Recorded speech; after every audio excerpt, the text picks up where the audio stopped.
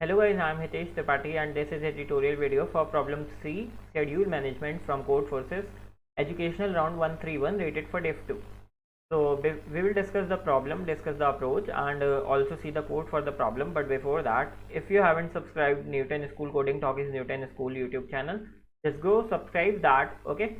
Also, if you haven't checked Newton School pay after placement program in which they will train you as a full stack developer and after that they will also get you placed and you don't need to pay even a single penny until and unless you get placed in any of the company.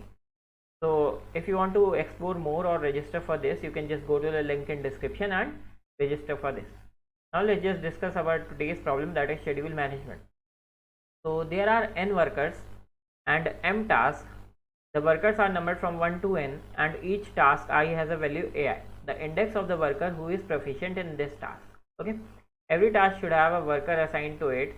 If a worker is proficient in the task, then complete it in 1 hour, otherwise it takes 2 hours to complete it. Fine. Now the worker work in parallel independently of each other. Each worker can only work on one task at once. Assign the workers to all tasks in such a way that the tasks are completed as early as possible. Okay, the work start at time 0. What is the minimum time all tasks can be completed by? तो ये बहुत standard problem है if I tell you. ठीक है, अगर तुम लोगों ने मतलब ढंग से कॉम्पिटेटिव प्रोग्रामिंग कर रखी है, Codeforces की ही मैं बात कर लूँ, बहुत ज़्यादा स्टैंडर्ड प्रॉब्लम है. All you need to do is you have 2 entities. ठीक है, जिसमें से 1 एंटिटी को तुम्हें मिनिमाइज करना है एंड जो दूसरी एंटिटी है वो उसके बेसिस पे. ठीक है, तो ये बेसिक प्रॉब्लम का स्ट्रक्चर था. इफ़ आई से अब मैं बोल क्या रहा हूँ कि you have if I let you just see the test case. ठीक है, यहाँ पे है तुम्हारा टेस्ट केस. एक 2 लोग हैं, ठीक है, 4 टास्क हैं, 4 काम है उनके पास. अब पहला वाला आदमी पहला और तीसरा टास्क कर सकता है, ठीक है, और दूसरा वाला आदमी दूसरा और चौथा. कर कोई भी आदमी कोई भी टास्क सकता है, लेकिन अगर पहला आदमी पहला और तीसरा करेगा तो ये 1 घंटे में करेगा, बाकी दोनों करेगा तो 2 घंटे में करेगा.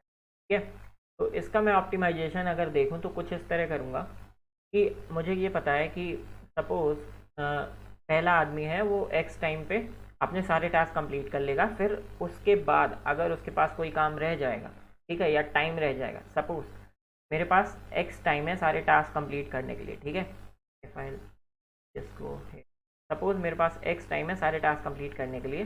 बट आई विल सिंपली सी कि मेरे पास टोटल एन लोग हैं. ठीक है, अब फर्स्ट आदमी को मुझे पता है कि उसके पास टोटल कितने टास्क हैं. सपोज एक्स टास्क है, ठीक है, एक्स डैश टास्क है. तो ये एक्स डैश टास्क पहला आदमी कितने घंटे में कंप्लीट कर लेगा? एक्स डैश घंटे में ऑब्वियसली. ठीक है, अब ये एक्स डैश वैल्यू कहाँ से आई? I already know. If I talk about first test case तो एक्स डैश की वैल्यू 2 है, क्योंकि यहाँ पे फर्स्ट वाले पर्सन के 2 टास्क हैं. ठीक है, तो ये बेसिकली पहला वाला 2 घंटे में सारे टास्क कर लेगा. अब फर्स्ट के पास बचा हुआ टाइम कितना हो गया? क्योंकि मैं एक्स टाइम पे देख रहा हूँ कि सारे टास्क कंप्लीट किए जा सकते हैं कि नहीं. X minus x dash. ठीक है, ये बचा हुआ टाइम हो गया. तो ऑप्टिमाइजेशन पे अगर काम करें तो मुझे फर्स्ट से खाली वही टास्क करवाने हैं जो उसको असाइंड हैं ऑलरेडी. ठीक है, जो असाइंड है पहले वो करवाओ.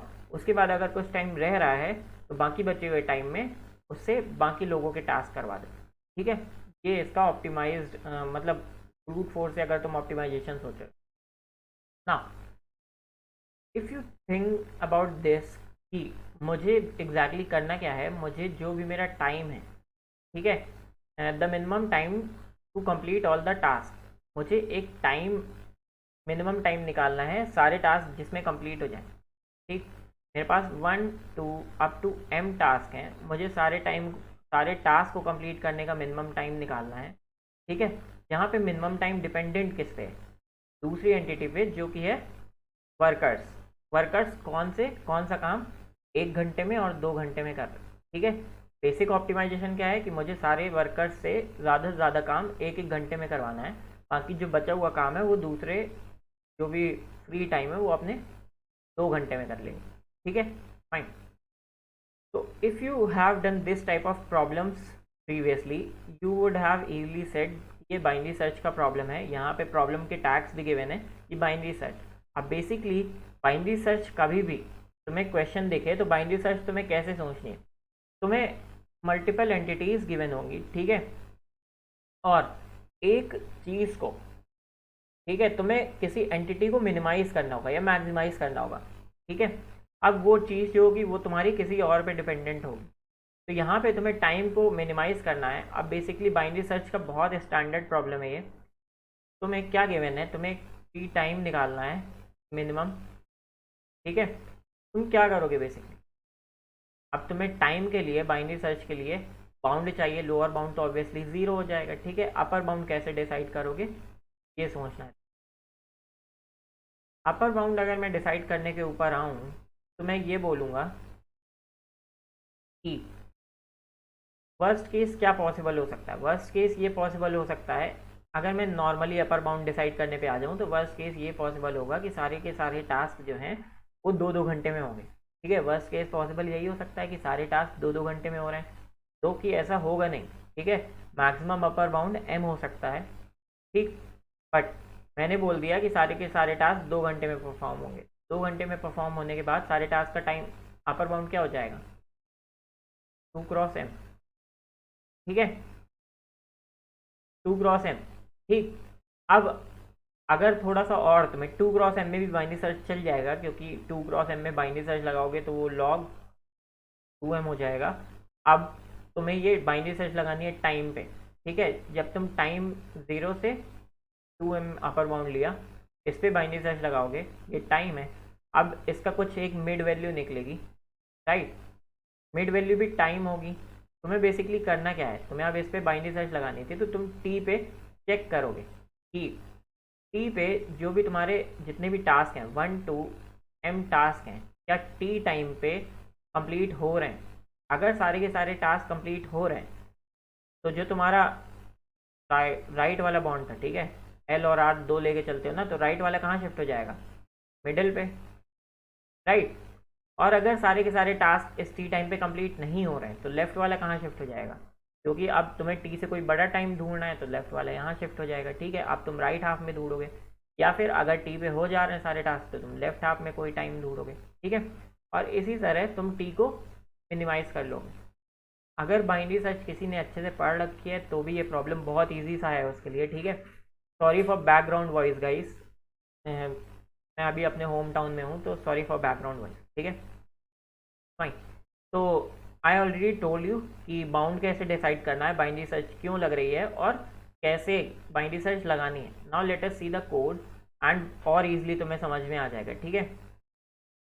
तो ये रहा कोड, एन और एम की वैल्यू ले ली, फिर मैंने एक ए एन वेक्टर ले लिया जिसमें मैं ये फ्रिक्वेंसी काउंट करूँगा, यू कैन से, ठीक है। एक बार मैं प्रॉब्लम और खोल लेता हूँ, इस चीज़ की फ्रिक्वेंसी ये भी दिखा देता हूँ लोगों को। तो हाँ, ऐसे फ्रिक्वेंसी काउंट करूँगा कि मेरे फर्स्ट पर्सन को कितने टास्क करने हैं, सेकंड पर्सन को कितने टास्क करने हैं, उसी से मेरा क्या निकलेगा, उसी से मेरा टाइम निकलेगा ना, फ्री टाइम जो मुझे निकालना है। अब देखो कैसे किया, सिंपल सा क्वेश्चन था। यहाँ पे मैंने फ्रिक्वेंसी अपडेट की अपने वर्कर्स की, कि एक वर्कर कितने टास्क कर रहा है, 0th इंडेक्स से ले लिया ऑब्वियसली, ठीक है। तो x को माइनस माइनस, फिर अपडेट की फ्रिक्वेंसी, फिर अपर बाउंड 0 और m बनाया। अब ये चीज़ तुम लोगों के लिए एक टास्क है कि m क्यों लिया, बहुत ईजी सी चीज़ है कि मैंने अपर बाउंड m क्यों लिया। अगर तुम्हें नहीं समझ में आ रहा तुम 2m लेके भी कर सकते हो, दैट विल ऑल्सो वर्क, ठीक है। m इसलिए लिया है क्योंकि वर्स्ट केस क्या हो जाता है कि सारा का सारा काम जो है वो एक ही आदमी करे, ठीक। बता देता हूँ m का भी रीज़न। यहाँ पे कहीं ना कहीं पे वर्स्ट केस क्या होगा कि सारे के सारे काम एक ही आदमी करें, ठीक है, कोई और उसको हेल्प मिले ही ना। और अगर सारे काम एक ही आदमी करेगा तो वो m टाइम पे सारे टास्क कर लेगा, ठीक है, दैट्स वाई। अब यहाँ पे तुमने स्टैंडर्ड बाइनरी सर्च लगाई, ये मिडल की वैल्यू निकाल ली, ठीक है, और 2 वैल्यू तुमने निकाली, 2 आउट वेरिएबल लिए, एक टाइम और एक वर्क। अब यहाँ पे हो क्या रहा है, अब तुम्हें बेसिकली यहाँ पे इस लूप में ये चेक करना है कि इस x टाइम पे तुम सारे का सारा टास्क कर लोगे या नहीं, ठीक है। मैं थोड़ा सा जूम कर लेता हूँ, तुम सारा का सारा टास्क कर लोगे कि नहीं, वो कैसे चेक करोगे। तो बेसिकली ऑप्टिमाइजेशन मैंने तुम्हें क्या बताया था कि किसी भी पर्सन, जब सपोज फर्स्ट पर्सन है, फर्स्ट पर्सन की कितने टोटल नंबर ऑफ टास्क हैं, सपोज ए ऑफ आई, ठीक है। ए ऑफ आई में क्या है, ith पर्सन के टोटल नंबर ऑफ टास्क जो उसे करने हैं, और टोटल टाइम मेरे पास कितना है x, तो अगर जो टोटल टास्क ith पर्सन को करने हैं वो x से छोटे या बराबर है, तब तो वो अपने सारे टास्क कर लेगा ऑब्वियसली, ठीक है। इन दैट केस तुम सिंपली क्या करोगे, अपना टाइम में जो भी तुमने टाइम, अब बेसिकली तुम टाइम में क्या कर रहे हो, तुम टाइम में अब उसका फ्री टाइम निकाल रहे हो, ठीक है। जो भी फ्री टाइम उसके पास बच रहा है वो कैसे बचेगा, x मेरे पास टोटल टाइम था, ai टाइम मैंने लिया अपने सारे टास्क कंप्लीट करने में, ठीक है। और फ्री टाइम बाई 2 क्यों कर दिया मैंने, क्योंकि अब ये जो फ्री टाइम है ये मैं कहाँ यूज़ करूँगा, और या फिर ये वर्कर कहाँ पे यूज़ करेगा, दूसरों के टास्क करने में। दूसरों के टास्क करने में जब भी जाएगा वो, तो उसको 2 घंटे लगेंगे, इसलिए मैंने यहाँ पे बाई 2 कर दिया, ठीक है। एल्स अगर वो सारे के सारे टास्क खुद नहीं कर सकता तो ऑब्वियसली उसके टास्क कोई और करना पड़ेगा, और मैं जो कोई और करने वाले टास्क हैं वो वर्क में स्टोर कर रहा हूँ, ठीक है। तो वर्क में तुम क्या डाल लोगे कि मुझे कितना एक्स्ट्रा टाइम चाहिए, बाकी बचे हुए जो टास्क कोई नहीं कर पा रहा है अपने खुद के, उसके टास्क कोई और जब करेगा तो उसके लिए कितना टाइम चाहिए, तो वो क्या हो जाएगा ai minus x, right, fine. Now तुम सिंपली जाओगे नीचे और सिंपली चेक करोगे कि जो फ्री टाइम है वर्कर्स के पास, अगर वो फ्री टाइम तुम्हारे वर्क नीडेड से ज़्यादा या इक्वल है, तो तुम क्या करोगे, कोई छोटी वैल्यू सर्च करने लग जाओगे टाइम के लिए, अदरवाइज तुम कोई बड़ी वैल्यू सर्च करोगे, ठीक है।